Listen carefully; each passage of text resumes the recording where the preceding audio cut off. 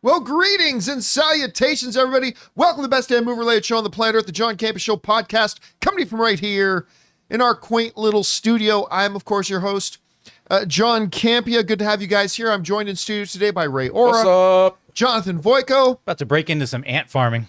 Now, okay, wait a second. Look, the iconic all-time great song by Canadian rapper MC Snow. He was breaking barriers, baby. He was breaking barriers. You guys, of course, recognize the song, right? Infama, right? Like, a lot of people don't know is the white Canadian kid that did that. I just made myself vulnerable by revealing something to the guys in studio. And instead of being supportive, they mocked me. See, when I was a kid, doing breakdancing and in the roller rinks, and that song Infama would come on, at first, maybe for a few weeks, when that song came out, I thought the name of the song was Ant Farmer. But it really got me thinking. I'm like, maybe I could break into a new career. Ant Come farming. on, right? It makes sense. It makes sense. Lots of people were doing that back then. Ant farming, yeah. It was a different time. And then John went outside. Anyway, hi guys. Sorry, what were we doing here? Oh yeah, we're here to talk about movie stuff. Thanks so much for joining us. Here's our show is going to go today. All MC Snow. Harvesting ants. All day. We're going to start off the show by talking about a few predetermined topics that we got lined up for you guys. And then in the second part of the show, we're going to take your live comments and questions. If you have a thought, theory, opinion, or question you'd like us to address, granted, we reserve the right not to address it if we deem it inappropriate for the show, but go ahead and fire it on in to our tip link at www.streamelements.com/John Campea/tip. And listen, here's the good news. If you're listening to our show on our podcast feed later in the day, either on Spotify, Apple Podcasts, by the way, guys, make sure you go and subscribe to the podcast just in case you can't be in front of a YouTube video one day. Or if you're watching the show a little bit later in the day when we're not live, you can still use this tip link because it's good 24 hours a day, 7 days a week. It's just that if you send in a question when we're not live, we'll just get around to answering it on the next episode. All right, guys. With that all down, let's get things started with this, shall we? It's been a hell of a year for Disney. Disney, now we are celebrating 2 years since Bob Chapek, Big Papa Iger came back. I miss Bob Chapek so much. Oh, that guy gave us new content to talk about every day. Well, it's been 2 years since Bob Iger came back. Literally this week is the 2-year anniversary. And, since the pandemic, Disney, as a whole company, right, has been kind of a bit on shaky ground. But in just 2 years, Bob Iger's really turned the ship back around. Now, he's turned the ship around. He hasn't gotten the ship to its final destination. Don't get me wrong, but they finally has got things turned around. As headlines like in Deadline, Disney touts a 2-year turnaround behind the studio's stellar quarter. If you go over to MarketWatch, Disney stocks surge as streaming profits grow and film releases shine. We'll go down to what they wrote over at MarketWatch. It said, the Walt Disney Company saw streaming profits grow in the last quarter, underscoring progress on the company's efforts to transform direct-to-consumer distribution, recently a loss-maker endeavor, into a financial engine. That was one highlight in the media and entertainment giant's fiscal fourth quarter report, which has shares rallying nearly 9% on Thursday morning action. Disney chief executive Bob Iger also called out one of the best quarters in the history of our studio. Then they talk a little bit about Disney Plus. Another positive for Disney investors was the company's continued progress on the streaming profitability in the prior quarter. Disney's combined direct-to-consumer streaming business logged $47 million in operating income, which brought the category to profitability a quarter earlier than expected. This time around, Disney saw the category's operating income grow to $321 million. All right. In case you forgot, it was not that long ago that it wasn't looking great for Disney on many fronts, right? And in just 2 years, the narrative of Disney has changed. I want to remind everybody about something, all right? As we go over and take a look at the stock market of Disney. Now, look, Bob Chapek took over Disney in February of 2020, okay? That's right about here is where he took over. And that at that time, it was worth about $141 a share. Now, you see this big drop-off? That isn't Bob Chapek's fault. Unless he created COVID. Yeah, unless Bob Chapek created COVID. There's the new headline. But that drop, that big significant drop there, was not Bob Chapek's fault, okay? That was when COVID. Because Disneyland had to close on March 14th of 2020. That's right about here. When everybody knew the closing was coming, you saw the big drop, and then Disneyland was closing. Bob Chapek, the pandemic, that wasn't his fault. You can't blame him for that drop-off. Well, Disneyland opened back up again right around May 1st of 2021. That's where you get this big peak here, right, in the stock price. Now, the stock price here, on the first week of Disneyland being able to reopen, we were in pandemic recovery mode. You can't blame Bob Chapek for the big drop-off. You can't credit Bob Chapek for the parks being able to reopen again. But so let's say that's his starting point. That March 8th, 2021, the shares of Disney were worth $201 a share. $201 per share. Bob Chapek was then fired around November, where we get here, right around November 16th, 17th. Might have been November 20th, but at any rate. So right before they fired Bob Chapek, remember when the parks opened back up, stock prices were $201 a share. Mm-hmm. Right before they fired Bob Chapek, it might be, the text might be too small for you to see, the shares were $93. In 2 years, Bob Chapek oversaw the value of Disney drop by more than half. In just 2 years, from the reopening of Disney parks to the couple of days before they fired him, the stock value and the value of the company of Disney dropped by more than half, down to $93 a share. Now, if we go back to this chart, you see then it kind of flatlines, right? That's Bob Iger came back in, kind of steadied the ship. Everything kind of went flatline, and we went from $93 down up to $108. Okay, so now they've got things turned around. They've got biggest streaming profitability that they've ever had. They have the number 1 and number 2 box office movies of the year. They're having what Bob Iger's calling one of the best quarters in the history of Disney. So while they may not be far ahead towards their destination, the ship has been turned around. So the question is, what were the main things that Disney has done, that Bob Iger has done, to bring about this stabilization, stopping that incredible free fall of value in the company, and actually start to make things profitable again? I want to propose 3 things that he did. The first thing he did, and it's very connected to the second, but it was a separate thing, is he reorganized the leadership of the company again.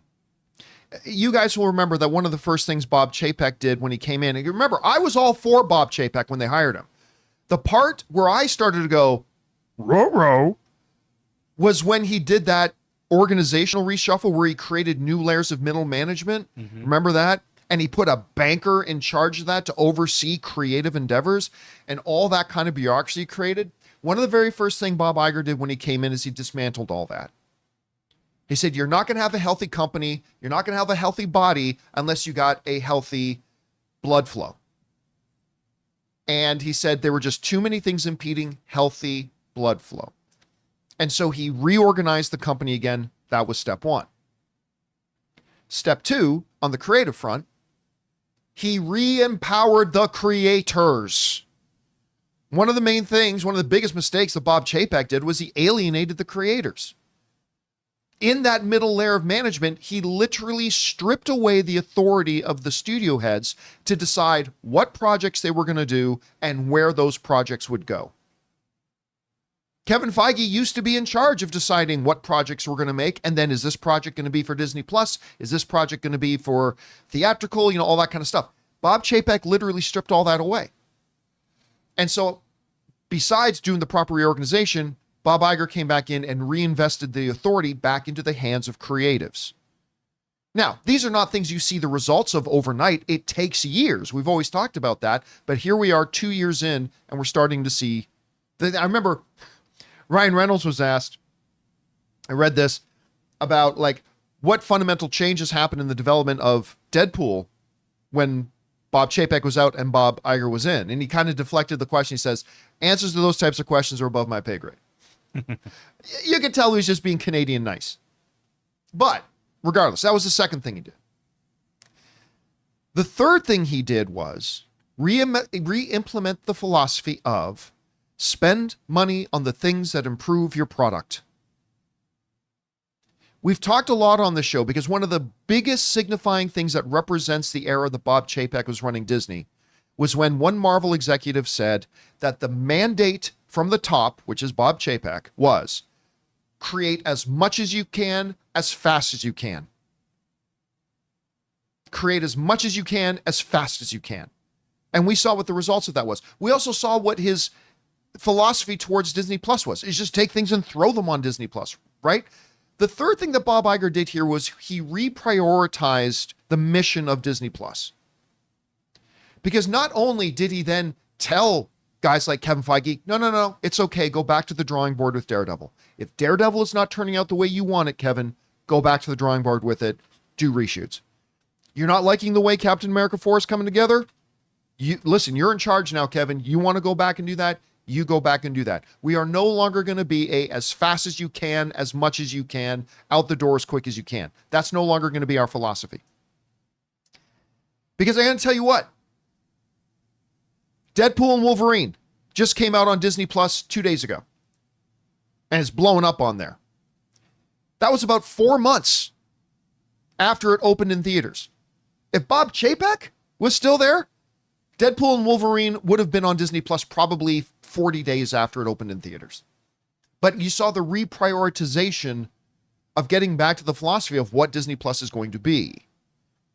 They want to put their money into things that will make the product better, not into just creating more product. And that was one of the first things Bob Iger said when he came out. He said, look, we've got to reprioritize. Remember this? We talked about this on the show when he said to the investors, we have to reprioritize quality over quantity. Mm-hmm. Now, of course, any business, you need a little bit of both. You need quantity, you need quality, but he said just for 2 years, the mandate was too much in quantity. We need to get back into emphasizing quality. And it was blatant. Audiences were complaining about that. Mm-hmm. At first, we were like, wow, this is going to be so cool. I don't know how they're going to pull it off, but to get all this stuff, we're so fortunate. And then we got it. And it was just like, oh, this is really written poor, or this is executed poorly, or wow, they rushed this. Yeah, so. And what has been the results? The results were a 2-year period that Disney lost half its value to immediately steadying out and now getting back to its growth.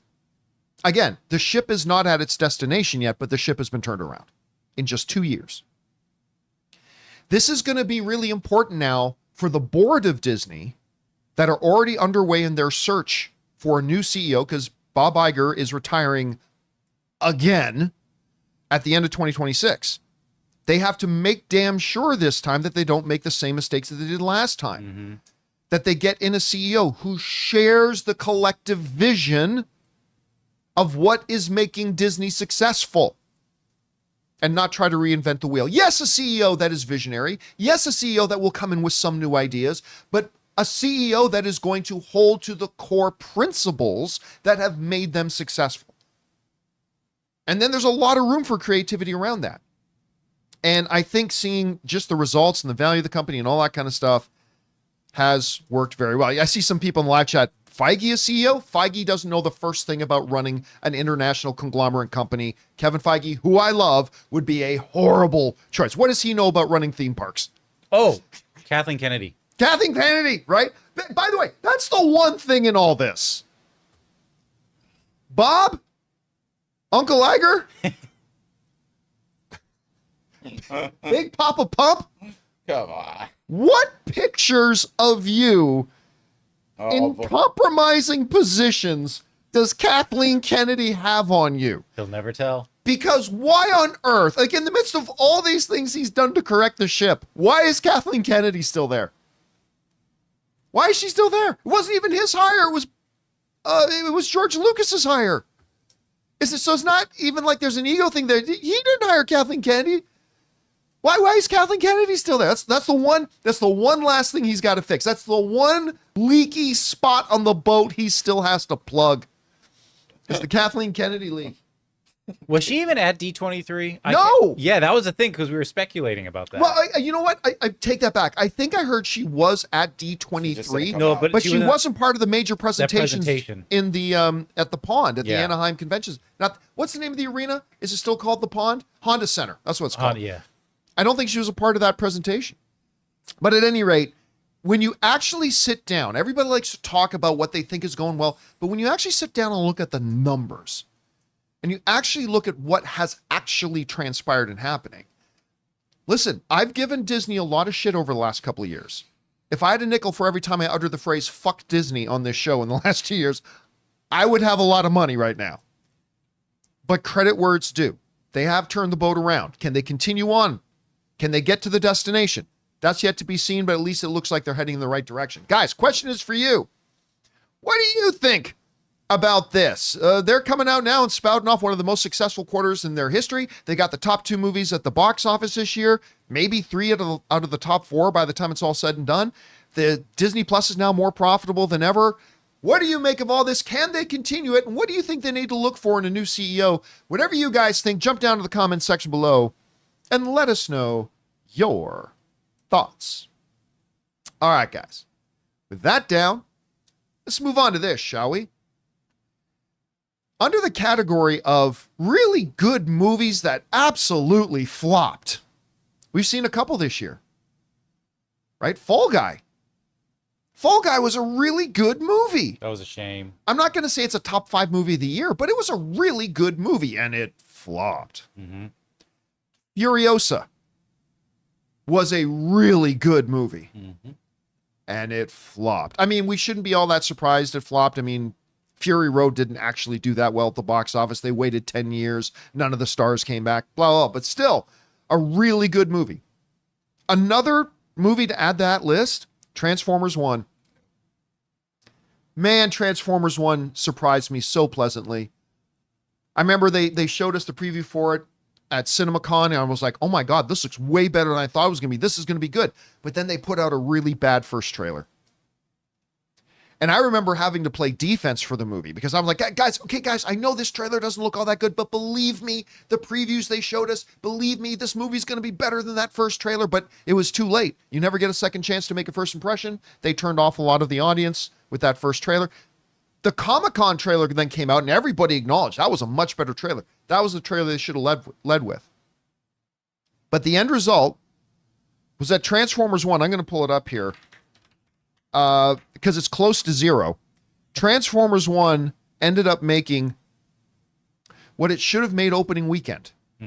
Worldwide, Transformers 1 made $128 million. What? It completely flopped. Well, the movie now, tomorrow, is available on streaming. This comes to us from Deadline, who writes the following. Transformers 1, the recent film from Paramount Animation and Hasbro Entertainment, which marks the first fully CG animated effort in the Transformers franchise, is set to stream exclusively on Paramount Plus in the US and Canada on Friday, November 15th, the streamer announced on Thursday. All right, this again continues the trend that studios of self-sabotaging and killing themselves slowly by rushing movies onto streaming. They're doing it too quick. They're conditioning the audience to go, oh, we don't need to go see a movie in theaters. We'll just wait for it to come on streaming and then you'll make no money.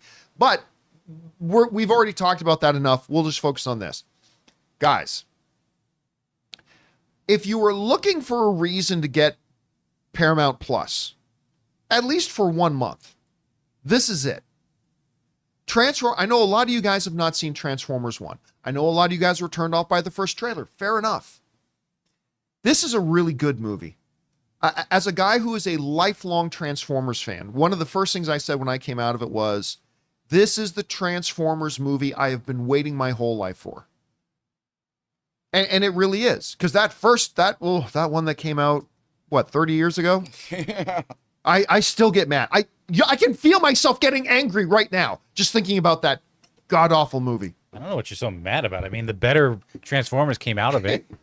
Who needed Optimus Prime? That stupid truck. When you've got Rodimus Prime. Yeah. Rodimus? Yeah.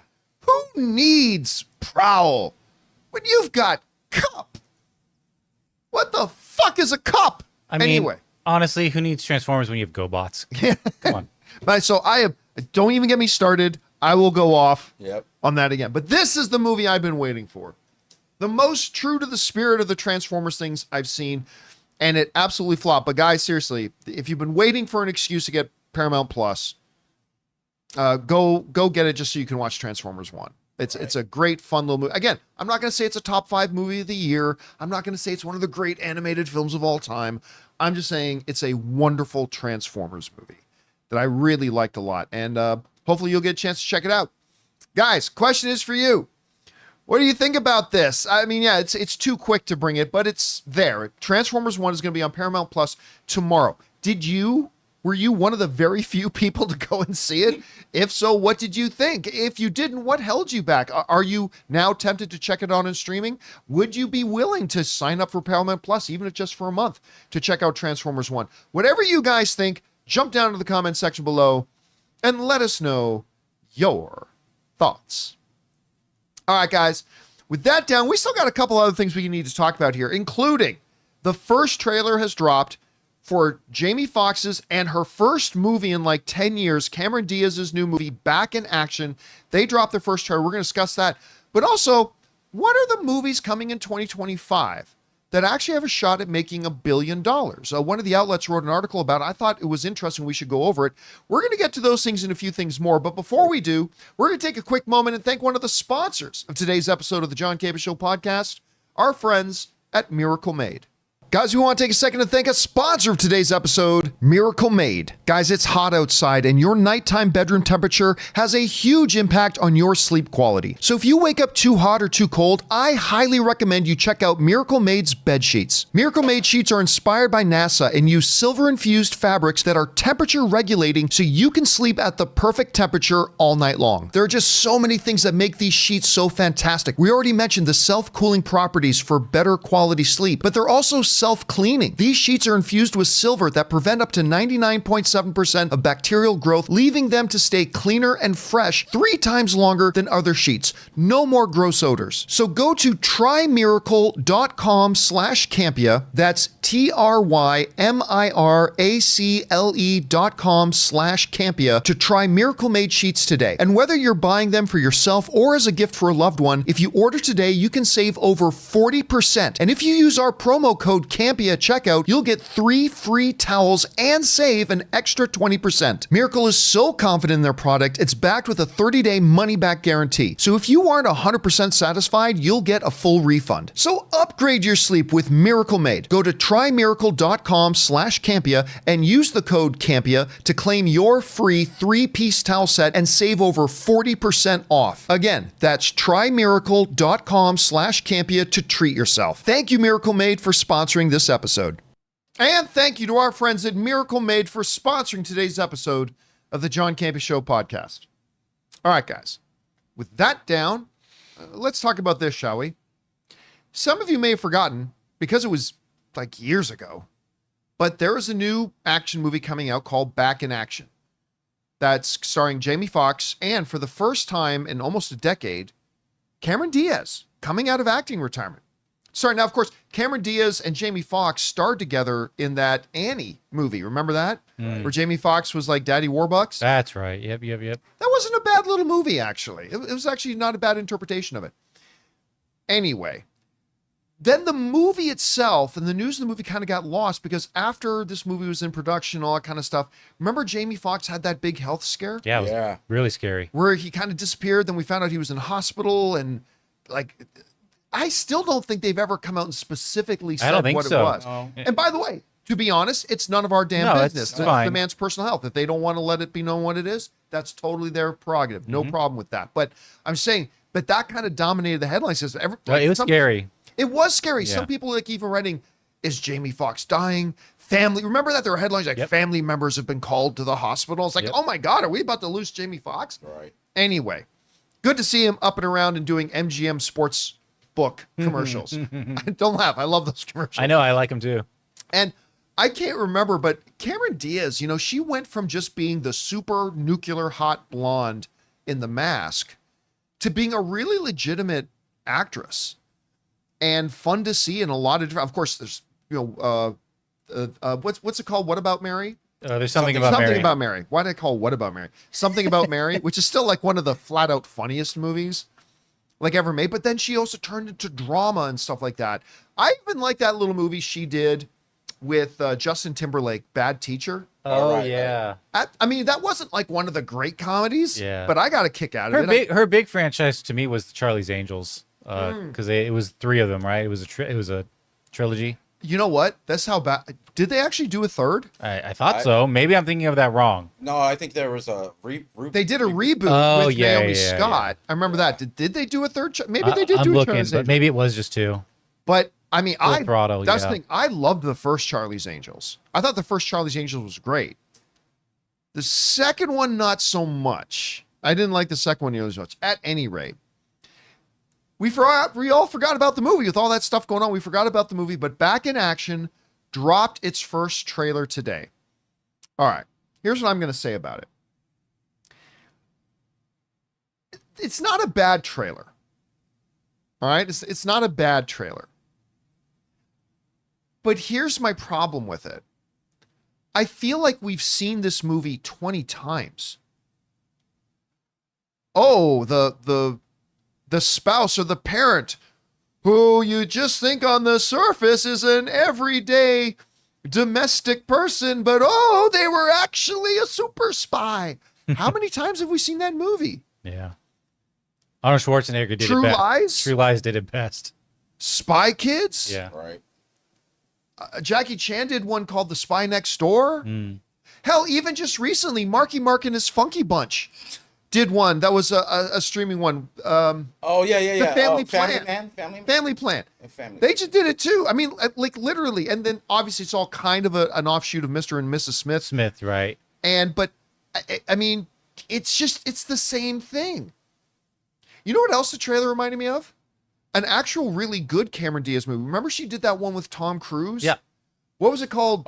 Something Night and Day? Night and Day. Night and That's Day, what yeah. it was. But by the way, totally underappreciated little action film. Nobody ever talks about Night and Day. Guys, if you haven't seen it, it's a fun little movie. Check it out. Tom Cruise, Cameron Diaz, pretty decent. This trailer reminded me a little bit of that, but it just looked like every other, oh, my parents or my wife is actually a super spy. Oh. Yeah. Even, what's his name? The guy from That 80s Show, the one who married Demi Moore. Ashton Kutcher. Ashton Kutcher, he had one, remember? Right. I can't remember who anybody in the live chat. What was that one where it's like, it turns out the guy I'm dating is actually a super spy? I can't remember the name of that one, but and who was his co-star in that one? That's how memorable. It wasn't Brittany Winfrey, right? That he co-starred in that with? Oh, it might have been. Hold on. Guys in the live chat are saying it was called Killers. Killers. Yeah. It was from 2010. I just pulled Oh, it it's up. Katherine Heigl. That's who it was. Because of course, it was 2010. Yeah. Why wouldn't it have been Katherine I Heigl? wouldn't have been Katherine Heigl. So, I mean, look, it's a Netflix movie, which I hate saying it, but if it's a Netflix movie, that almost guarantees it's not going to be very good. Right. Sorry, but 95% of the time, every once in a while, they do put out a really good one. They do. But let's be honest, 95% of the time, a Netflix original is crap. But I am going to say, just because of the drama that surrounded Jamie Foxx, I'm looking forward to seeing him healthy on screen doing his thing. Because I do like Cameron Diaz so much, and it's been a while since we've seen her, I'm going to check. And I'll be honest with you, I think they're going to have good... I think the one good thing I'll say about the trailer, and there are a couple of good things about the trailer, but the one thing that really stood out to me was, I really do think Jamie Foxx and Cameron Diaz are going to have good on-screen chemistry. They seem like it. Yeah, the the trailer. trailer made it seem like they've got some pretty decent on-screen chemistry. And that's usually like half the battle in movies like this. So do I have a lot of hope for this trailer? From this trailer? Not really, but I'll check it out. What did you guys think? You guys watched the trailer before we started the show. And part of me was like, are they gonna commit to any kind of theater time, like even 30 days, just to like, recoup some of the budget, get a little hype behind it? Oh no, and it's then not throw it going on- to theater. No, I know. Yeah. That's what I was thinking. I was like, this seems like it's big enough action and whatever that, and the stars in it that you could actually put it in the screens for at least 30 days, 3-4 weeks, and then bring, land it on Netflix. But it doesn't seem like it. And the more you spoke about it, where it's like, well, this is kind of all a trope, then I'm like, yeah, maybe this is just meant for streaming. Yeah. You know what? And you know me, I'm the champion of put movies in theaters. Yep.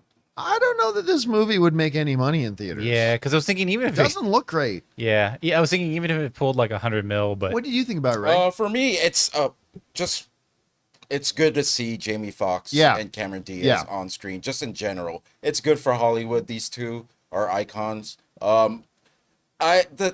You're right. It's like as soon as I heard the premise, like when I was watching the trailer, I was like, this is everything every spy movie we've ever seen, like undercover, and then it's just a different set of actors. Just a different set of parents. Albeit great actors in this one, but still it's the same thing that doesn't get me to want to watch it, because I always feel, even no matter what action pieces you put, it's just I'm tired. I'm kind of tired of it. I'm like just the whole undercover stuff. I mean, you do a good one, like say you give me a Mission Impossible, Right. Or you give me something like that. But this specific trope is so specific, and yet has been done so many and times. then you add Netflix to it, who houses Yeah. a bunch of these movies. Yeah. So you know what? If I hear you guys liked it, it's great, it's different, then I'll go watch it. But it's not a day one. Yeah, listen, I'm cheering for it. I'm cheering for this movie. I hope it's good, but I got to be honest, it doesn't look all that good right now. Doesn't look at all creative, but because of who's in it, I'm going to be cheering for it, and hopefully we like it. Guys, question is for you. Did you have a chance to see the new trailer for Back in Action, the film with Jamie Foxx and Cameron Diaz out of retirement? Yeah. Like Tom Brady coming back. Welcome back. Are you interested in it? I got to admit, I don't think the trailer's all that good, but I'm still interested. Whatever you guys think, jump down to the comment section below and let us know your thoughts. All right, guys. With that down, let's move on to this, shall we? God, I hate saying it, but we are actually near the end of 2024. It's now November. It's now mid-November. Mm-hmm. We're almost at 2025, which is crazy to me. Yeah. It's insane. Now, every once in a while, I'll come across what I think is an interesting article on one of the outlets, and I'll want to talk about it. And this morning I came across, when I got up this morning and I was on the treadmill, I came across this article on Screen Rant on 10 movies releasing in 2025 that could make $1 billion at the box office. I thought that's interesting. So we are almost there, right? Where you are almost at 2025. What are going to be the biggest movies? And they have some interesting picks. Some that I don't think have a chance, some that I think absolutely will, some that are possibilities, and they also left some off the list. So I thought it would be fun here a little bit for us to go through the list from this nice article they did over at Screen Rant and kind of mention what we think about what they think are the movies that have a chance to be $1 billion film. All right? All right, let's get into it here. They're going to start off on their list. I don't know why I've got this little X on my screen. The first film they're going to mention is the Minecraft movie. All right. I understand that Minecraft is a massively popular brand. Has been for a long time. But is anybody interested in seeing Minecraft? I don't know. I mean, I've talked to Gen Z Minecraft players, and they're like, this kind of feels like a little desperate-y. I don't know. It's just kind of weird. I'm gonna hold my judgment. I need one more trailer. The first trailer was bad, obviously. You know, but I'm not gonna. They need one more trailer. I'm not The gonna. first one was bad. I'm not gonna doubt a property like this. I just seen the waves, and that's just my personal belief. I know it could be ludicrous, but I'm not gonna doubt if this movie. I won't be surprised if this movie makes $1 billion. Put it that way. I'll be honest with you. I will be shocked I would be shocked. No, too. no, no. Hold. Let me finish. I will be shocked if it makes 400 million. Honestly, I not only do I think is a billion off the table, I don't even think it should be discussed. Yeah, not even half. Not even half. Like, but and how many times have we seen this where a Right. movie is coming out based on a really popular IP, but that does not equate $1 billion at the box office necessarily. Well, we've already had a Dragon Ball movie. All right. Sonic hasn't come anywhere near $1 billion. No. You know, stuff like that. It just happens. But and this trailer is awful. I give this one 0 chance. 0 chance. Now listen, maybe when I see the movie, I'll come out and sing a different song and go, you know what? This is the greatest motion picture of all time. Maybe I will. But for now, I'm going to say Minecraft has no chance. All right, so that's the first movie they got up there. The next movie they mentioned as a possibility is How to Train Your Dragon. Now this, with the live action one that is still coming, this is an interesting one. Because while none of the How to Train Your Dragon movies ever made $1 billion, they made a lot. The first How to Train Your Dragon made almost about $500 million. The second one surpassed that and made over $600 million, $621 million.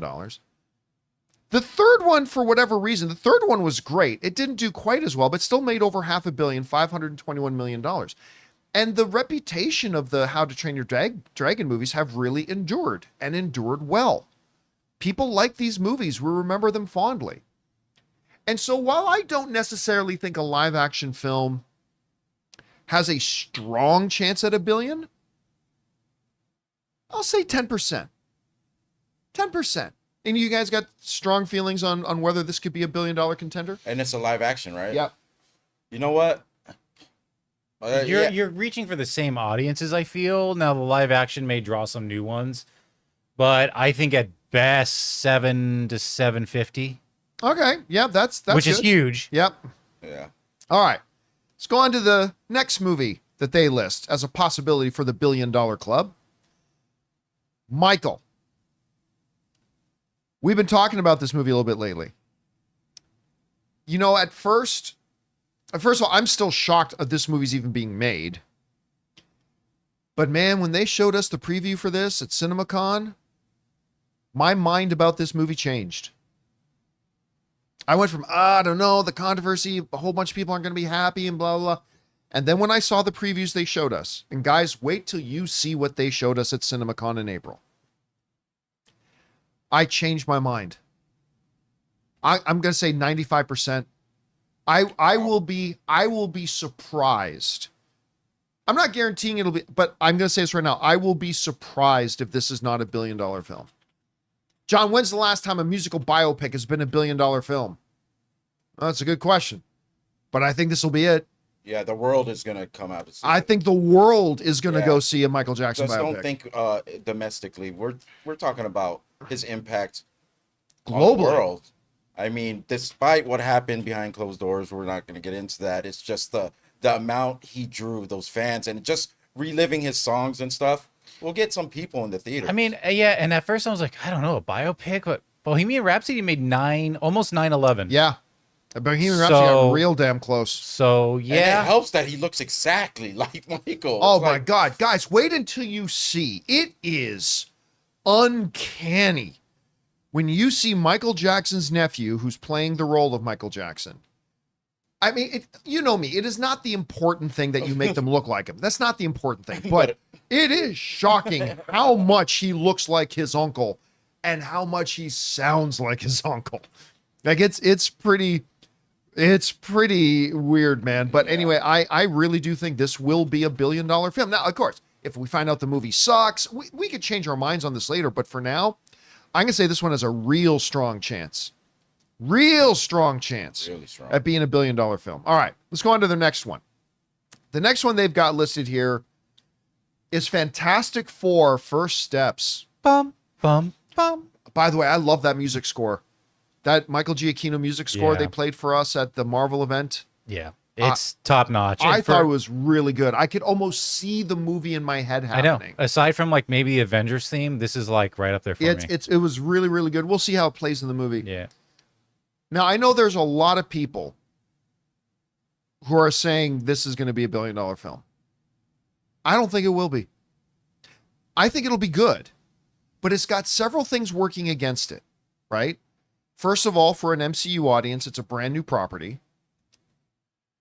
Secondly, and more importantly, there have been a lot of bad Fantastic Four movies, right? Like, been a lot of bad Fantastic Four movies. I still think for the average moviegoer who are not comic book nerds, and that's 90% of the audience, I think for the average moviegoer, they're going to hear Fantastic Four and go, oh, didn't those suck? Now, it's still going to be big, but I just think it's just too much of an uphill climb for it to hit $1 billion. Not impossible. I'll give it a 20% chance of hitting $1 billion, but yeah, I'm gonna guess on the. I'm just guessing on the no. I think it'll be big. It has a chance. Yeah. But my guess would be no. If- Either one of you guys think it'll hit $1 billion? If we were peak MCU, I'd say this has a real good chance. Yeah. If we were around Civil War time right now. But And someone in the chat said, well, Fantastic Four are C tier characters. So was Iron Man. So were Guardians of the Galaxy. Yeah, so that doesn't matter. I if this is gonna make it $1 billion, it's got to be the new kids, the next generation who not familiar with the older movies, the ones that are wanting to learn about these characters. That's what's gonna push it over $1 billion because we've gone through the pain. We've gone through the pain.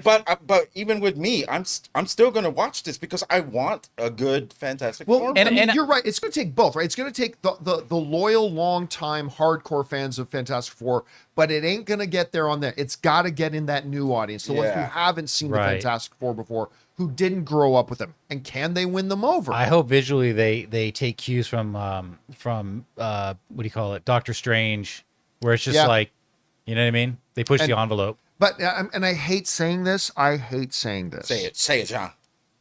You know what would really increase its chances of being $1 billion film? Oh no, what are you gonna say? I hate saying this. Put Wolverine in it. Well, that, but not far off. A shot of Robert Downey Jr. as Dr. Doom. By the way, he's probably not even in the movie at all. Right. We don't even know if he's from their world. Yeah, we don't know anything about that. All I'm saying is, like, let's say if Robert Downey Jr. was in this movie as Victor Von Doom, even in a post-credit scene, if they even just had a quick shot of him in a trailer. I'm not saying they should. Like I said, I hate even saying it, but is it not a fact that if that did happen, it would rapidly increase its possibilities of being $1 billion film? The, No Way Home sort of aspects. Yeah, it definitely echoes that. Yeah, I mean, that's exactly what we were debating when No Way Home was coming out. Should they have shown Andrew? Right, but this is a new movie. This is a brand new property. This is brand new characters for the MCU. I'm not saying they should do it. I'm just saying, do we not all agree that if there was a quick shot of Robert Downey Jr.'s Dr. Doom in it, that it would probably increase its chances of being $1 billion? It's going to be a quick shot of Dr. Doom with Scarlet Witch standing next to him. There's going to be a Dr. Doom and Wolverine. There's going to be a Dr. Doom kicker somewhere at the end. I firmly believe that. But part of the reason why I want to go see this is to see if there's going to be any reference or some sort of but for the majority of the movie, of the moviegoers, right? I'm saying it will probably help. For the record, I don't think they will. I'm not even sure he's going to be in the movie at all. But for the record, I don't think they will. I'm just saying it would increase the chance. So I'll lean no on Fantastic Four. I'm going to say yes. All right, you're going to say yes. Yeah, I'm going to say yes on all Fantastic Four. The next movie they list. This is an interesting one. Lilo and Stitch, the live action. Mm-hmm. I remember when that D23 event was happening. And they brought up, here's the render of what Stitch is going to look like. And we've all seen the images now, right? I think they might have included. Yeah, they had like here. a poster. I have one here. There he is. Man, what a character! I got it. Listen, I'm not going to lie to you guys. I'm excited for this. I really am. You know what? Just 2 months ago, maybe 3, I showed Anne. Anne had never seen Lilo and Stitch. I have never seen it. And sometimes around the house, I joke, I say Anne and Stitch, because Lilo kind of reminded me very much of Anne in her attitude and stuff like that. So I showed this movie to Anne for the first time a few months ago. And she absolutely loved it. And I fell in love with the movie again. It's such a charming, wonderful film. And you know what? I fully admit, when they first announced this, I thought, really? A live action Lilo and Stitch? That's what we're doing? I mean, I like Lilo and Stitch, but that seems, you know what? I think I've come around on it. I think this movie is going to be huge. But will it be $1 billion? I got it close. I got it real close. I got to say 50-50. I'm going to say coin toss. So yeah, close. I think it's a coin toss. I think it's going to be a very, very big film. I think there's a lot of people who have a lot of nostalgia, and I think it's going to look very appealing to kids who never saw the original. Yeah, absolutely. I think it's got a lot of stuff going for it. So I'm going to say 50-50 that this thing hits $1 billion. They need to do some like very good marketing, like Yeah. the kind of marketing where he's inserted into stuff and kind of You know so what's it's gonna just make or in break the it? psyche. You know what's going to make or break it? It ain't going to be what Stitch looks like. Because we know Stitch will go over well. What kid do they cast to play Lilo? You got to nail Lilo. Yeah. You got to find a kid that's got that attitude and that just that energy and that bratty kind of, but charming and unbelievable, almost Dennis the Menace kind of energy. Yeah, If they can get a kid that can pull that off, Paul Walter Hauser. Chris Pratt, get Chris Yeah, Pratt in there. they'll just de-age him. I'm saying they've got the girl. They're shooting the movie. People they are saying are? they want to Yeah, get. yeah, Of course they have, but in that cast, they have to nail that casting, and we have not seen frame one of it yet. Because if this kid, and I hate putting pressure on kids, but without the kid in the room, we can be honest as adults. If the kid they got doesn't do it, it's going to be hard for the movie to work. But if they do, and she's adorable and can bring that energy, Oh, here's a picture of her. Oh, hang on. got her in there. Yeah, I'm gonna have to just bring it up for my IMDb. If they can do that, then that'll go a long way. So yeah, I'm going to go. Really? Yeah, Wow. damn, there you go. Oh my God, she looks adorable. I don't Yeah. know if there's. Yeah, there you go. He's going to do fine. Now, if she can bring that energy and that attitude, Disney and live this action. could be really fun. They've done pretty well. May not all of them have made $1 billion, but I think they've done pretty well. So 50-50. Some of them have. Yeah, Some of them have, 50-50 is really good on this one, especially because how long is since the animated movie? 2002. So it's been 22 yeah, years. so it's like, Yeah, it's been a people long who time, loved man. it will come. Yeah. So, yeah, It didn't the do great in theaters, but that's a long time for people to have seen it at home and then fall in love with it. So keep that in mind too. All right, let's move on to the next one here. Wicked Part 2.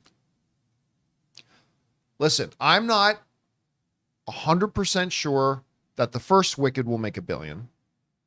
I think it's got a shot. I think this one coming out here real soon has a shot at $1 billion. People have been sleeping on this. At the very minimum, it's going to be huge. I remember for the last year, everybody, no one cares about Wicked, John. No one's going to go see Wicked. Now everybody's starting to realize, oh, this is much bigger than, more people are excited about this than we thought. This is going to be a big movie. Will it be $1 billion? Maybe yes, maybe no, we'll see. But if Wicked 1 is nearly as good as it looks, I'm going to tell you right now, Wicked 2 automatic makes $1 billion. Wicked 2 will make $1 billion. Provided we don't, and listen, we just heard that the Academy voters just did a screening and gave this movie a standing ovation. We're not talking about some film festival audience. We're not talking about some whatever. This is Academy voters just had their screening for this movie. And Academy, this curmudgeon-y, jaded, grumpy, whatever, Academy voters just gave this movie a standing ovation. If this movie is really that good, with the popularity it already has, then the second one, I guarantee you is going to make $1 billion. I'll say that right. I'll say 100% that Wicked 2 makes $1 billion. And this will bring a conclusion to the movies, right? Yeah. This is, yeah. I'm down with saying yes. Yeah. Now again, if we go to see Wicked and we think it sucks, that changes our forecast for Wicked 2. Or even if it doesn't suck, but only does 500 mil. Yeah. It's not enough time for. But yeah, right now I'm going to say Wicked 2 absolutely makes $1 billion. Absolutely it does. All right. The next movie up on their list is Snow White. Interesting pick. I'll tell you what, I have liked the previews they've shown. I like the trailer stuff they dropped at D23. I know not everybody's a fan of it. Fair enough. I think it looks quite good. And I'm enthusiastic about seeing it. No chance this movie makes $1 billion. I don't think so. Not if No a little. chance. Yeah. Even if it's really good. If it's really good, it can be successful. I mean, 500 million might be on the table. Sure. But $1 billion? Yeah, and it could even be a bit of a sleeper, like Little Mermaid did have legs. Well, no pun intended. No, seriously, the Little Mermaid live action thing had ridiculous. Everyone legs. panned that thing, and then it started out slow, and then it had legs. All of a sudden, it made a shit ton of money. But it wasn't Lion King. It live action. Yep. For the sun. It wasn't Beauty and the Beast, which made 1.2 billion, and it wasn't Aladdin. And those are three of the big ones of this. The next generation. Snow White, man, that's like one of the original Disney films. So Yeah, I just don't know. I think this thing can be big. I think it, and I'm gonna go with the to me opposite. it looks good. But you think this is gonna be $1 billion? I love the little guys. the dwarves. Oh, the Seven Dwarfs. They were like my favorite thing in like all of the Disney classics. Like all personalities of them. I just have a feeling it's going to be big. Billion. That's the question. I mean, we all agree it can I'm gonna be say big. yes. I'm going to say yes. I'm going to say You're yes. gonna say yes. I have. Okay. I don't think he'll get anywhere near it, but that's okay. He has faith. Now, hey, listen. If it's good though. How many times has it turned out that everybody was wrong and Ray was right? It It's was good. happened a Or lot. opposite. Happens more times than you might think. I mean, just look at all the hot toys he's gotten from bets. Yeah. None. All right. So that's the thing on Snow White. I say no, but there we go. Listen, you never know with these things. The next movie they have on their list, just 3 left. Zootopia 2. Okay. I am one of the people who holds a very unpopular opinion. I think Zootopia is a little overrated. Ooh. I think it's good. Ooh. I like it. I like Zootopia. But I don't think it's that good. But a lot of people love Zootopia. 100% this movie makes $1 billion. I can't even imagine a reality that this movie does. I mean, if it comes out and it totally sucks, okay, that'll keep it. But I mean, the first one is so beloved. And it did make a bill the first. And the first one made $1 billion. It's so beloved and so adored. And so many people are so excited for this. And I'm looking forward to it. I like I said, I like the first one. I just don't think it's as good as everybody else thinks it is. But still, regardless, 100% this movie is anybody out there willing to put money that this movie doesn't make $1 billion? That's like saying you don't think the next Frozen movie will make $1 billion. Yeah, I'm leaning towards definitely, because $1 billion, it could be like 1.2 billion. This is a definite, yeah. Oh yeah, 100%. And it's a reboot, sort of. Yeah. No, it's just a sequel. Oh, is it? Yeah. Yeah, it's just a sequel. Okay. I mean, That's why the movie is called Zootopia 2. yeah, and I don't, I kind of compared it with Incredibles and Incredibles 2, and Incredibles made like 600 something million, and Incredibles 2 made like 1.2 billion. Yeah, I'm completely sorry about saying reboot. I was looking at Jonathan's screen, and he has a picture of something else. Oh, that I was talking yeah, about. yeah, that's the next one. That's the next one. Yeah, so just cancel that whole Porn. thing. It was porn. Jonathan keeps porn. Well, it's on his screens. wicked.com. Let's be clear. It's wicked.com. I was trying to do research. We have Yeah. the right to go to that wicked.com. website now.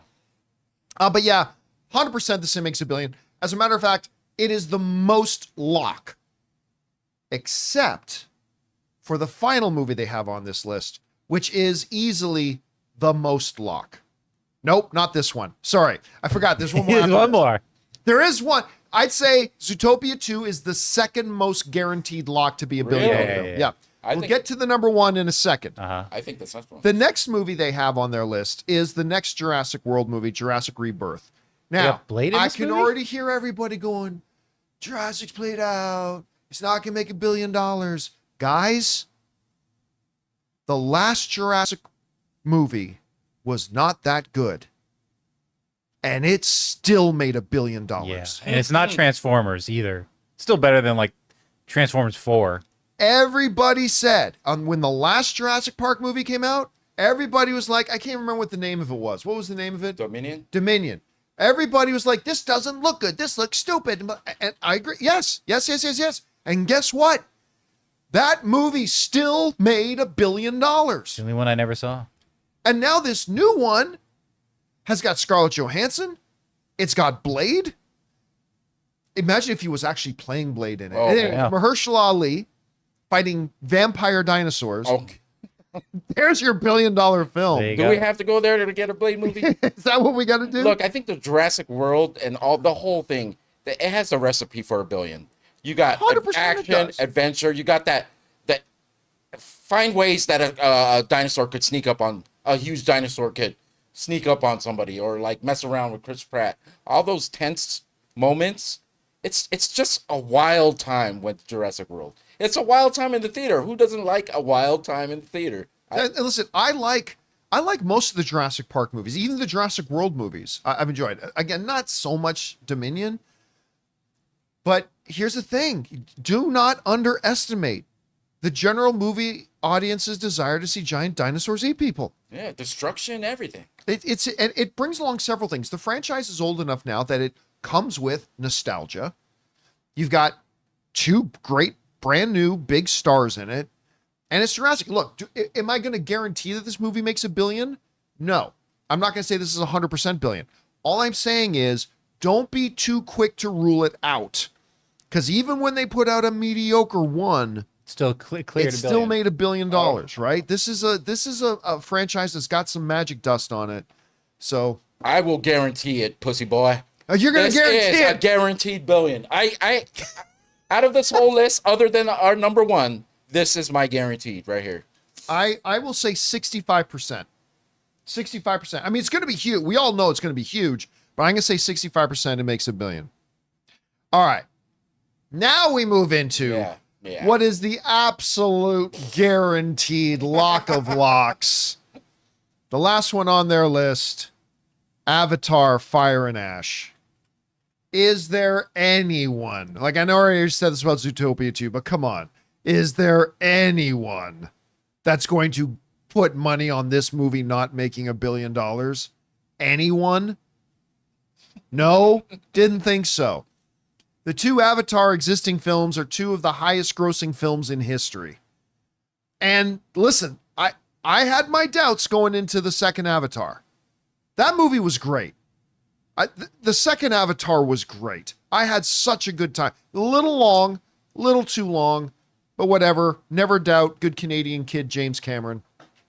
And this, it's a great title. The art for it that they've already put out is great. There's huge anticipation for it. I mean, to me, the question is not, will Avatar, this is the only film on this list that I'll say this. The question is not, will it make $1 billion? The question is, will it make $2 billion? I know, right? That's the only legitimate question. I still cannot believe the first one almost made $3 billion. 2.9 and change. I'm like, dude. Wait, how much? 2.9. And then what did the second one make? 2.3. 2.3? Oh, it's on a downward trend. 2, not 1. This is one of those group you bring. Yeah, big you groups go with groups of people. Even when people haven't seen the other avatars, it's we got to watch this next one. Let's just go. Let's go see it. You're gonna like it. This and that. I don't know who hasn't seen any of the avatars, but there's kids. Everything. Yeah. I don't know. So again, like it's such an automatic. That's the thing. The question. It shouldn't even be in this question. Yeah. It should be. This is the only one where the question doesn't make 2, because I don't think there's anybody that would doubt that this thing makes $1 billion. We could start our $1 billion club video right now and just put Avatar there. Just right put now. Avatar and in the just list. wait until the Yep. rest, and just put together the rest next year. Now, that's all the ones that they had on screen. And again, kudos to Screen Rant for putting together an interesting article like that. But there were 4 films that I thought were really interesting that they didn't even have on the list. Especially since they put Minecraft on it, which I don't think has any chance in the world of making $1 billion. That was purely on IP popularity. Yeah, I get that. But there are 4 interesting films that I thought was interesting that they left off. Not that I think they necessarily will make $1 billion, but it's interesting that they weren't part of their conversation. One of them coming up here real soon, Captain America: Brave New World. Mm-hmm. Right? Now, I don't think it'll be $1 billion film. I got it at 6. You got around 6? I'm going to say around 7. But I think the trailers have been quite good. I don't care. I think seeing frickin' Harrison Ford, Red Hulk, I think looks great. And then whatever they're going to actually have in the movie to try to fight him is going to be interesting. So, but again, I don't think Captain America 4 will be $1 billion film, but I think it's interesting that it wasn't even in the conversation. So I think it should be in the conversation because I do think it's going to easily make over $500 million. Then we'll see how high it can go. I thought that's one of the movies that should be in the discussion. Also, staying on that, coming out right after that in the MCU is Thunderbolts. Do I think Thunderbolts will be $1 billion film? I don't. But man, those trailers look so good. And the recent one they just released out of Brazil, that 4-minute long trailer, that looked great. You know what it did? It reminded me of peak MCU. Mm-hmm. That's what it reminded me of. Thunderbolts makes more than Captain America 4. You know what? It could. It really could. I think so too. Everyone's more excited about it. Yeah. And just because it looks like it's going to be fun and hilarious and action-packed and whatever. I will. But also, I'll just real quick, I think there's also a lot of apprehension about Captain America 4 where they feel like, could this be another kind of blunder, which makes people kind of think like maybe I just don't go see it or I wait. Well, and listen, and they're trying, they got a couple things working against them. Number one, they're trying to take what was a B-level character, like a sidekick character, and now saying you are Captain America. Yeah. Like I said, I don't think they should have done that. I don't think they should, like, who else should, I don't think Bucky should have become the new Captain America. I don't think Sam should be the new Captain America. I like Bucky as Winter Soldier. I like Sam as Falcon, but whatever. So they've got that working against it. The second thing working against it is now they're taking, it might have been a mistake launching Sam in Falcon and the Winter Soldier. Now they're trying to take a TV character and making him a movie thing. So got a few things working against it, but I still think it's going to be great, and I think it's going to be good. Mm-hmm. But I agree with Ray. I think Thunderbolts, surprisingly, I think it'll make more than Captain America. I still don't think it'll make $1 billion, but I think it'll be bigger. But in the words of Loki, Captain America we have a Hulk. So we have a Hulk. Captain America 4 has a Hulk. That's the scary part about that movie. That could get it over because we've been looking for the mean Hulk. We get it in red form in this one. So, yeah, I mean, it's so again, I don't think Thunderbolts will be $1 billion film, but I thought it should be in the discussion. All right, the third film, because I got 4 here that I want to list. The third film that I thought was interesting that they left off the list was a movie that just dropped its trailer, Mission Impossible: Final Reckoning. Now, granted, Ray, pull up what Mission Impossible Dead Reckoning. Mission Impossible Dead Reckoning underperformed. All right, it did. It underperformed. I don't think it's one of the top 2 like best Mission Impossible movies, but Mission Impossible Dead Reckoning was damn good. How much did it make? 570. Now, traditionally, this has been a big money-making franchise. I do think that this one will make more money than the last one did. 7. And I'm thinking 7 or 8. Yeah, I am. I'm thinking 7 or 8. So I think close enough that it should be in the conversation. Again, do I think Mission Impossible Dead or Final Reckoning will make $1 billion? No, but I think it has a better chance than a number of the films that were on the list. This will bookend the series, right? This is it, right? We don't know.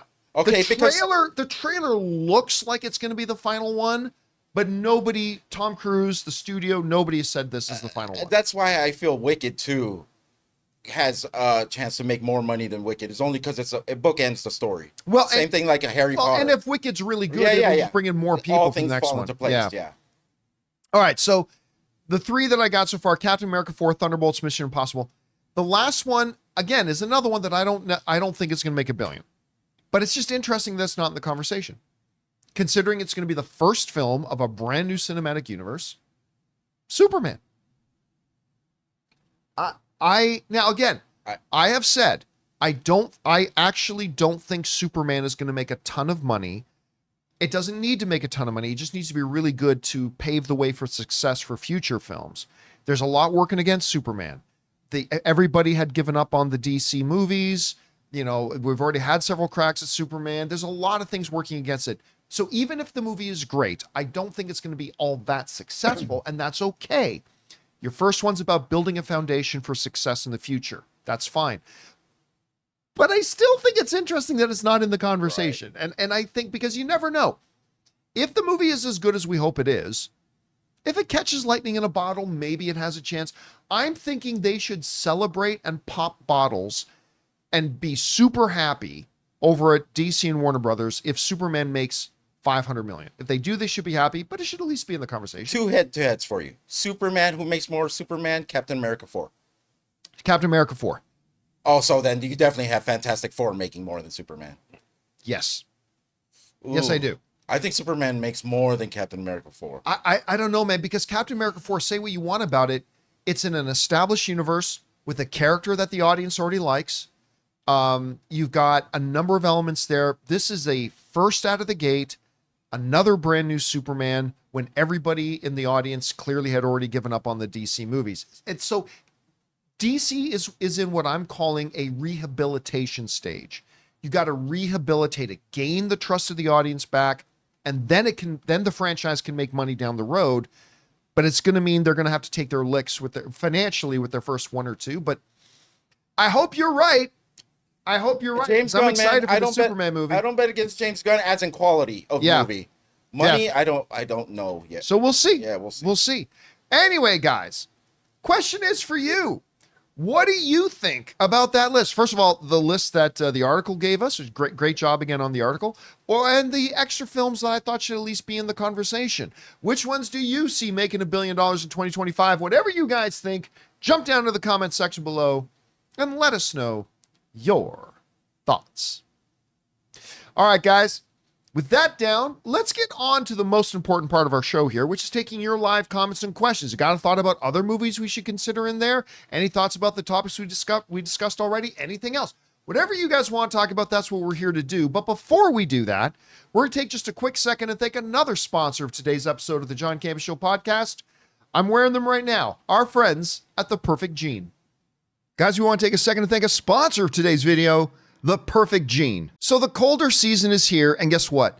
I am living in the perfect jean. These jeans are super stretchy, soft, and totally trick people into thinking I've got my life together. And I'm telling you this because I actually love them. These are absolutely, no questions asked, my favorite jeans that I have ever owned. And yes, the folks over at The Perfect Jean are paying me to say that, but it's still absolutely true. These are my favorite jeans ever. These jeans have enough stretch to accommodate Thanksgiving dinner and are comfy enough to wear all day watching Sunday football. Plus, even though they feel like sweatpants, they look good enough to be your go-to pants for date night. And listen, the Perfect Jean isn't even just pants. They've revolutionized t-shirts as well. The Perfect Tee has just enough stretch to hide that beer belly while accentuating your arms and chest for that flawless look. My guys, it's finally time to stop crushing your balls in uncomfortable jeans by going to theperfectjean.nyc. Our listeners get 15% off your first order, plus free shipping, free returns, and free exchanges when you use the code CAMPEA at checkout. That's 15% off for new customers at theperfectjean.nyc with the promo code Campea. And after you purchase, they'll ask you where you heard about them. Please support the John Campea Show and tell them we sent you. F your khakis and get the perfect jean. And thank you to our friends at The Perfect Jean for sponsoring today's episode of the John Campea Show podcast. All right, guys, with that down, let's get over to the important stuff, your live comments and questions. Jonathan, what we got up first? Okay, first up, Anonymous says the 111th Grey Cup is this Sunday. My Argonauts are playing the Blue Bombers in Vancouver. John, what's your favorite Grey Cup memory? And sadly for the Tabbies, lots of heartbeat over the years. Oh, yeah, the Tabbies, just for those of you guys who don't know, are the Hamilton Tiger Cats, my home team. They suck, apparently this year. My favorite Grey Cup moment, for those of you who don't know, that's our version of the Super Bowl. It's the Grey Cup. Far longer, far older, far more prestigious. My favorite memory of the Grey Cup is the one my dad actually took me to when I was a kid years ago, and he took me to, the Argos were playing in the Grey Cup, and we went to go, and it was being held in Toronto, so that was kind of cool. So that's probably my favorite memory of the Grey Cup. Anne wanted to go to the Grey Cup this year. Hamilton has a team? Yep, the Hamilton Tiger Cats, my friend. They're called the Tiger Cats? They're called the Tiger Cats. So Anne wanted to go to the Grey Cup in Vancouver this year for 2 reasons. Number one, it's in Vancouver, and she wants to go to Vancouver. So number 2, the Jonas Brothers are playing the halftime show at the Grey Cup. Oh, Anne wow. just went to go see the Jonas Brothers last week. That's a nice logo. I would support that. Except, Oh, I love the Ticats have a great history, great stadium, all that kind of stuff. But yeah, so okay. anyway, all right, what's next? Anonymous says the two-parter. I think there needs to be some reckoning with Dwayne Johnson movies. Upcoming Jumanji and Moana movies feel like safe bets based on property, but Jungle Cruise, Red Notice, Black Adam, and Red One undeservedly had reported budgets of $200 million or more. I'm not saying they should stop making Dwayne Johnson movies, of course, but his movie budgets, including his paydays, reportedly $50 million for Red One, need to be brought down significantly. Well, see, here's the thing. This is where, like, first of all, I don't blame any actor Right. for the money they make. If somebody was willing to give you $50 million to show up and do something, you would say yes. Who I hold accountable are the studios. And look, the idea is, because there is a truism. Here's a truism. The movies that Dwayne Johnson are in would make less than they did if it wasn't him. You're just stupid if you don't acknowledge it. Like yes. So what a studio has, and studios know this, what they've got to decide though is the extra money that will come in from this movie with him being in it worth the money we're going to have to pay him? Because if you make 30 million extra with him being in it, but you end up giving him 40 million more than you would have given another star, well, then you're in the hole. You've made a financial mistake. No actor, all due respect to all my friends who are actors out there, no actor deserves to make that kind of money. No actor does. Is that purely acting? Is he a producer? Did he get other? I mean, that's the other thing. Like, if he's getting payments for doing other things for the movie as well, then it's whatever. And again, you get whatever somebody's willing to pay you. That's great.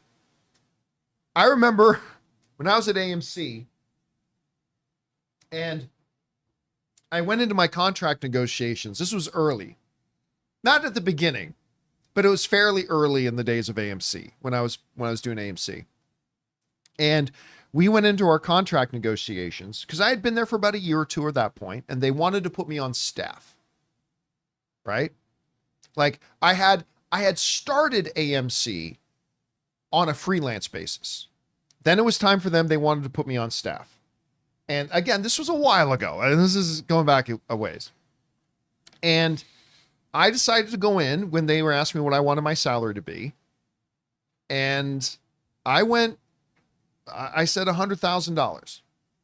I wanted $100,000. Actually, it was a little bit more than that, but roughly about $100,000. Now, remember, at that time, like the YouTube channel was incredibly tiny. It was very, very small. And I think we were getting like 500,000. No, about 1 million. We were getting about 1 million views a year. All right. We were getting about 1 million views a year. At that point, we were still pretty small. We were developing, we were growing, and all that kind of stuff. And to get paid that kind of money at that time for that role was ridiculous. Right. But who's going to advocate for me if not me? So I went in and they were asking me, okay, what are you looking to get paid? And I thought, I'm going to ask for that. They're never going to say yes, but I'm going to ask for it. Right. And then they literally emailed me like 5 minutes after I sent in my thing, and they said, okay, yep. And then like Ann was like, damn, you should have asked for more. I'm like, damn it. I should that have. clearly told you. They were like, oh, it's going to be upwards of that. And that was a bargain in their head. Well, I mean, and then what happened? I mean, eventually we had 100 million view party. We went from getting 1 million views a month to at some point, a little bit later in the future, celebrating our 100 million view party. So yeah, it did work out. But what I'm saying is that I never blame anybody for asking for what they think they're worth. And I never blame anybody for what somebody gives them. Right. I blame the decision makers who say yes and give them that money. So I don't blame The Rock for saying, okay, you want me in this movie? $50 million, $20 million, $30 million. I don't blame The Rock for doing that. If there are studios that keep saying yes, then dude, you keep asking for that until people start saying no. And we are at a point where the studios are going to have to start saying no. It's like, yay, Dwayne, listen, we know you being in our movie will bring in more people. but we don't think it's going to bring in enough more people to justify what you're asking for. Right. So we either need to, one, go get somebody else, or two, have you bring down your price a bit. And I think that you're going to see that starting to happen. But Or- I don't know, maybe Red One on the naughty list ends up making $1 billion. I Level don't know. 4 naughty lister? Level 4 naughty lister? I mean, Anyway, if not, then he should just get Ted Sarandos on speed dial, and they can just give him $50 million just for keep, each. yeah. And listen, even Netflix is going to have to start realizing, like, we're spending too much money on this stuff. Anyway. All right, what's next? Anonymous says in a two-parter, here's my biggest frustration about Red One as a theatrical release. The box office tracking reports that the studio isn't as concerned about its box office because their supposed intent is to boost its streaming numbers. That to me is an insult to movie theaters. The idea of releasing a movie theatrically that they know won't do well, which is bad for theaters, but the studio doesn't mind since their priority for the movie seems to be streaming. No, it's perfectly fair. And Yeah. I'll tell you why it's perfectly fair. Movie theaters decide what movies they're going to put in their theaters. They can say no. Yeah. Or how many theaters? Yeah. And listen, there is nothing wrong with the strategy. I have no, as a movie theater guy, I see there being no problem with a producer like, say, Amazon saying, like, our main goal is for this to do really well on streaming. I have no problem with that. So they give it, and they know Amazon is one of these companies that seems to starting to understand that they know if they give a movie a good theatrical release, then it will do better on streaming later. So you put that movie in theaters, and the theaters want it, because guess what? Even though a $30 million opening is not good for a $250 million budgeted movie, the movie theaters didn't pay for the movie. And they still get their cut. You ask the movie theaters, hey, do you want a movie in your theaters that is going to have a $30 million opening weekend? Hell yes, the movie theaters will say.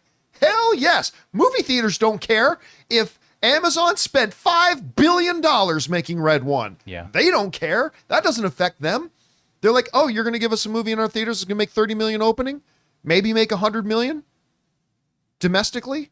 Maybe 110 million domestically in our theaters? Hell yes, the theaters will say. And for Amazon, it's great because even if they don't make a ton of money in theaters, they're going to make some money.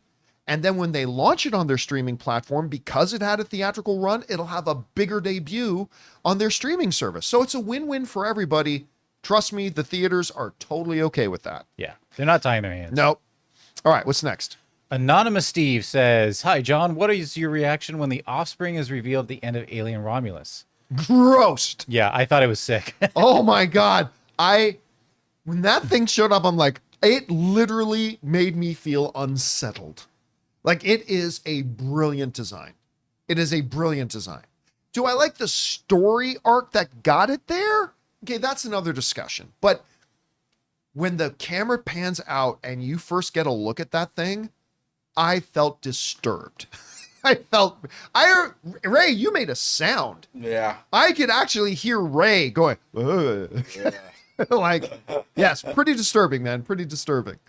All right, what's next? Well, we got the #1 Wicked fan here who says, as a response to your topic of the other day, I've been a fan of Wicked for years. It's introduced such amazing performers over the years. My personal favorite is Asa Akira.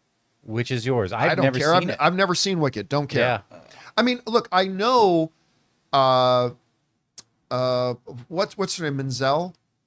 I can't think of her name. Idina Menzel, who sings Let It Go. Right. I think that's her name. And Chenoweth. Oh, okay. I think they were the original Glinda and Elphaba. So obviously they were already big stars, and people in Broadway know who they are. But I've never seen a stage iteration of Wicked. I'm not the target audience for Wicked. I'm excited about it because they've shown me previews for the movie, and the movie looks really good.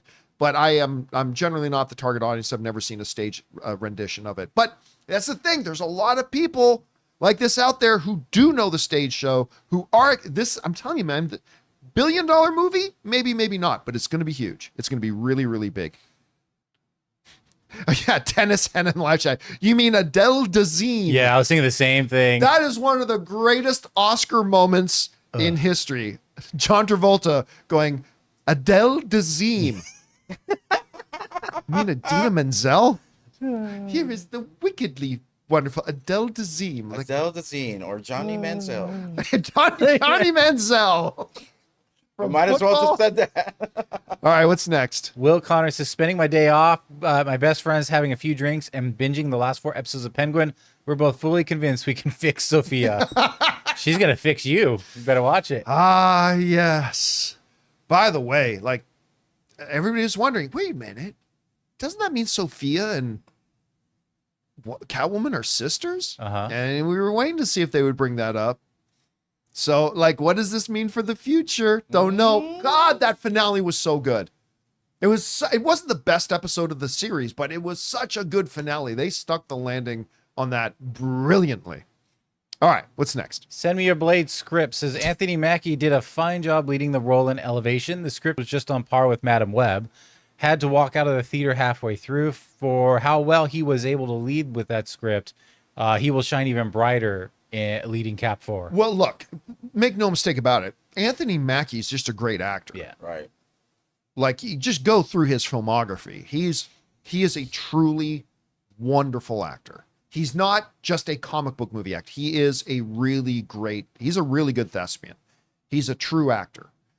And so I have no doubt, like, whether the movie's good or not, we'll wait and see. But the one thing I have no doubt about is that Anthony Mackie will deliver a very good performance. He already has as the character multiple times, so there's no reason to doubt will do it again. The question, of course, for Captain America 4 is going to be the story.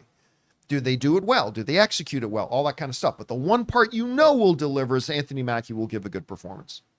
All right, what's next? Okay, Send Me Your Blade script follows up. Also, I truly did love We Live in Time. It particularly tugged on my heartstrings due to the type of year I've had so far. The pork joke from yesterday was just too good to resist. So much porking, a vegetarian's nightmare. Pork, the one you love. Yeah, I haven't been able to bring myself to go see it because this is a weird trait of mine.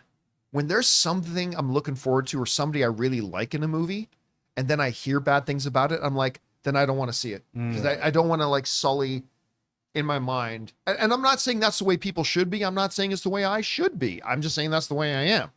And so I was really intrigued by We Live in Time. And then I started to seeing not so great things about it. Yeah. And I'm like, but I love the people in it. And so I avoided watching it. And I feel bad about that, but I did. All right, what's next? We got AL. Which of these movies used the Queen song Don't Stop Me Now best? Shaun of the Dead, the first Shazam, or the first Sonic? I kind of liked it in Shaun of the Dead because it was so ironic the way they used it. But they recently did a re-release of that in theaters, didn't they? I totally forgot about it. I wanted to go see that on a big screen again. Do you know, I was at a little Shaun of the Dead story. We were part of the very first screening in North America of Shaun of the Dead. Oh, wow. And the next day, we actually had breakfast with Simon Pegg, Edgar Wright, and Nick Frost. The day back when I was just doing the movie blog. yeah. And one of the guys who was doing the movie blog with me, his name was Todd. Todd later went on, because Todd was really more into, like, international film and stuff like that. And Todd went on, and he went to Bible college with me. Oddly, that's how I knew Todd. We went to Bible college together. Now, was he with the priest when you went to see that one movie? Was he with you? No. That was a totally different thing. So Todd went on to found and create one of the best international movie websites ever called twitchfilm.net. Now, this was before Twitch was a thing. So they later changed the name of Twitch Film because it was getting confused with Twitch. But now Todd is an executive at XYZ Films. And you guys have probably seen their name popping up on a lot of stuff. And Todd has done amazing things. Why did I go down that rabbit hole? Not sure, but Todd. Shaun of the Dead. Yeah, Shaun of the Dead. So me, Todd, and our buddy Dave, we went to go to this very first screening, got to hang out with, actually, you know what? I'll see if I can find it. Okay. There is a picture of me at that screening, and I'm going to see if I can. I don't think I'm going to be able to find it, but I'm going to check to see if I can. But anyway, I will say, though, I'm going to say, Shaun of the Dead. That's the one I'm going to say. And I'll say, speaking of Nick Frost, if you guys do tune into Filthy Sports, which we all hope you do, Ryan on Filthy Sports looks like if you took Nick Frost and Ben Affleck and put them together. That's actually, Ryan. it's funny because a lot of people, when I put up pictures on my social media of us just doing stuff and Ryan's in it. Yeah. Do you know how many times people see one of those pictures and go, is that Ben Affleck hanging out with you guys? Ben Affleck's back. It's funny how many times people confuse him for you know, that. Yeah, he has him doing some data work. Yeah.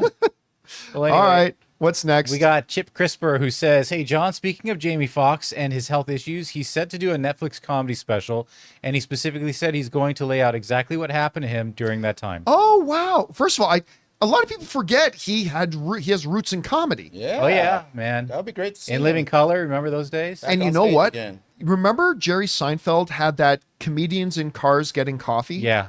One of the funniest ones, one of the funniest episodes is the one he did with Jamie Foxx. He was hilarious. Those are great to just throw on and just in the background. They really are. Anne actually got me hooked on that show. It's, if you guys never watch Comedians in Cars Getting Coffee, watch it. It's really, really good and pretty informative. You learn a bunch of stuff too.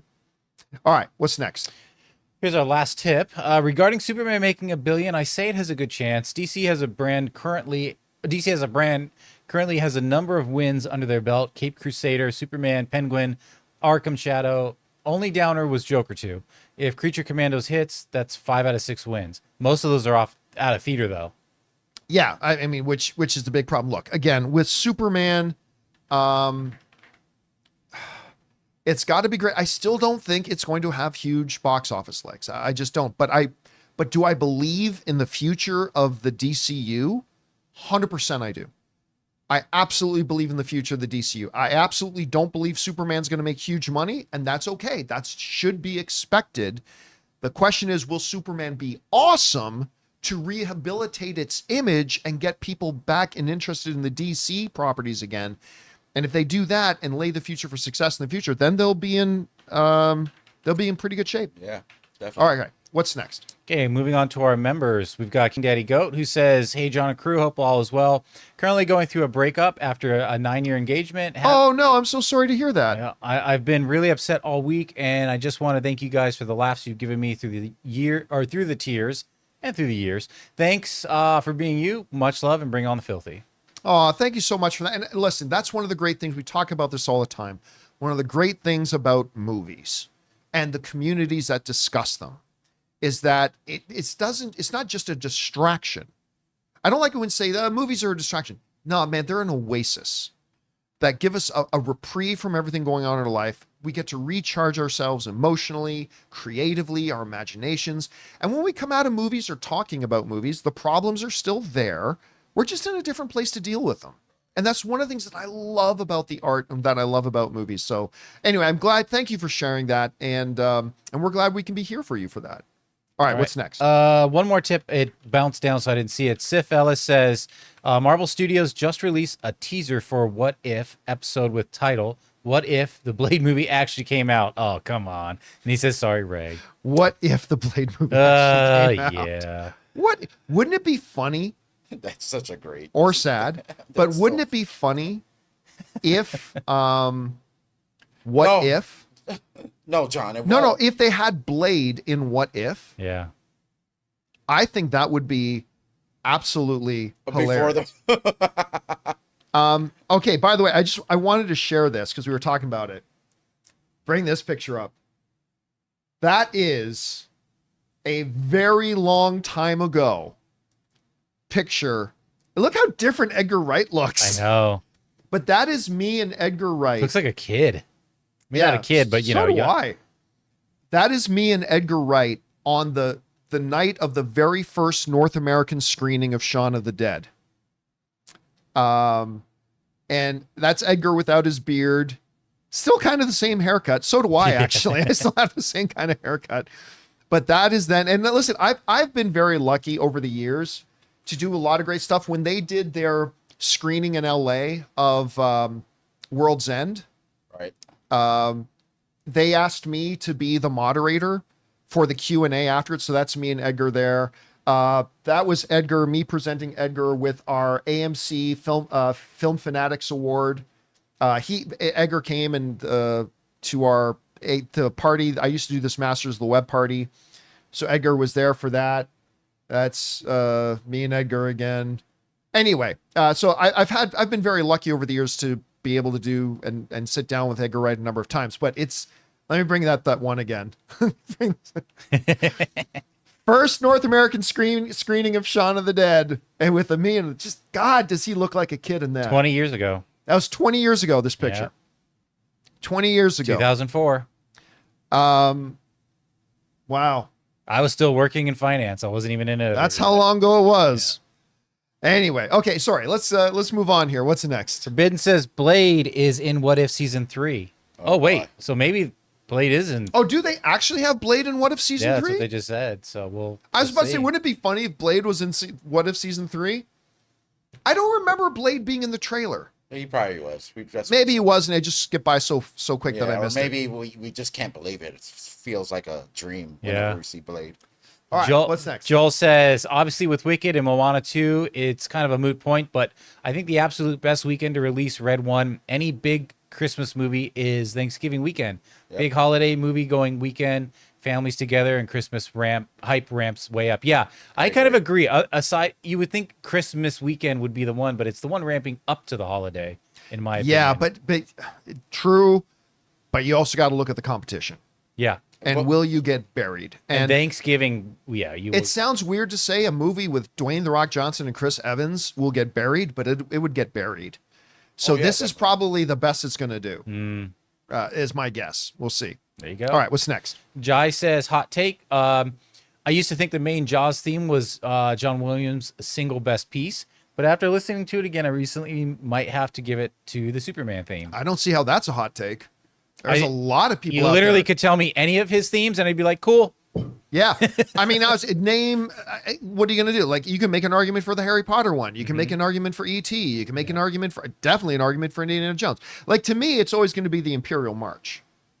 The Imperial March to me is the greatest thing ever. But you can even make it like, I hate the prequels, but I'll talk about things that I like. Like, what is the name of that piece again? I always know the name of that piece. Oh yeah, it's like Someone will have it because I know it too, and now I'm drawing a blank. I always know the name of it, and I'm It's from the freezing on it Phantom right Menace, now. Duel of Fate. Duel of Duel of Fates Fate, sorry. is the name of it. Like that, but yeah, there's a lot of people out there that you've asked, what's the greatest Superman score? They're going to say the Superman theme. Yeah. I know every year at the John Williams concert, like the biggest reaction is always Star Wars. Yes, but the next biggest reaction is after the crowd goes quiet and he's getting ready. John Williams holds up the baton. He's getting ready to start the next piece. And you hear that lone horn. Bum, bum, bum, bum, bum. When that happens, audiences go crazy. It's definitely one of the big ones. All right, what's next? Espinoza says, is there a sports story that you guys would like to see get made into a movie? I would like to see a movie about John Wooden. John Wooden would be an interesting one. I would, but they made it made for TV movie in Canada about it, but the Summit series, the Canada versus Russia Summit series, if you don't know anything about it, it is one of the most wild, politically, culturally supercharged things, and some of the things that happen behind the scenes. If you guys go up and read about the Summit series, it would make a fabulous movie. It really, really would. When you read about all the stuff that happened with it, that's the one that I would pick. All right, what's next? We got, John says Andor season 2 trailer dropped. Really excited. Have you seen it? Over under 50 that it will be better than the first. I'm trying to look up to see if that's true. No, I know they dropped some footage. They put the footage in like that one in that media Disney thing. Yeah. montage, but did they actually drop a trailer? I'm not seeing an actual. Yeah, I don't think they actually dropped a trailer for it yet. Yeah. Now we do know when it's coming out. It's coming, not an exact date, but we now know basically when it's coming, which is spring. They say it's coming in the spring of 2025. So it's going to be in the first half of the year. So I'm so excited for Andor. So excited for it. All right. Let's take two more. What's next? All right. Maverick says, while I'm excited to see Superman next year, I don't believe it will make $1 billion, perhaps around 600 to 700 million. If the movie is well received, Superman 2 could potentially reach. Oh $1 yeah, billion. absolutely. Yeah, if Superman is as good as it needs to be, then yes, the next Superman movie can be $1 billion. I don't even think I'm as enthusiastic about 700 million. I think if they make 500 million, they should be popping bottles. They should be partying in Rio. They should be very, very happy if Superman makes $500 million, because it's not about how much this movie makes. It's about how much the future movies make. And the only way the future movies are going to make money is if Superman is not good, is great. So they better make it great. All right, last question of the day. What's next? Dal official says, "Hey, John and crew, have you guys had a chance to see the trailer for the new film, The Last Showgirl, with Pamela Anderson and Dave Bautista? Looks incredible." No, I didn't know they dropped a trailer for it. No. I mean, Pamela Anderson's had a bit of a resurgence ever since they did that Pam and Tommy, or Tommy and Pam, whatever it was. Actually, I liked that miniseries. I thought it was pretty good. There are some people that had a problem with it. I liked it. Whatever. But she's had a bit of a resurgence. By the way, good Canadian kid, Pamela Anderson. So I'll look forward to seeing it, but I didn't know they dropped a trailer for it already. Well, there you go. All right, guys. And that'll do it for today's installment of the John Campea Show podcast. Thank you so much for being here, making our little show a part of your day. Big special thank you to all you guys who sent in questions. Number one, you gave us great fun things to talk about. But number two, you supported this channel as you did it. And all of us involved with the show, thank you guys so very much for your support. I want to thank the guys in the room with me, Ray Ora. I'll see you tomorrow. Jonathan Voiko. Later. My name's John Campea. And until next time, my friends, bye-bye.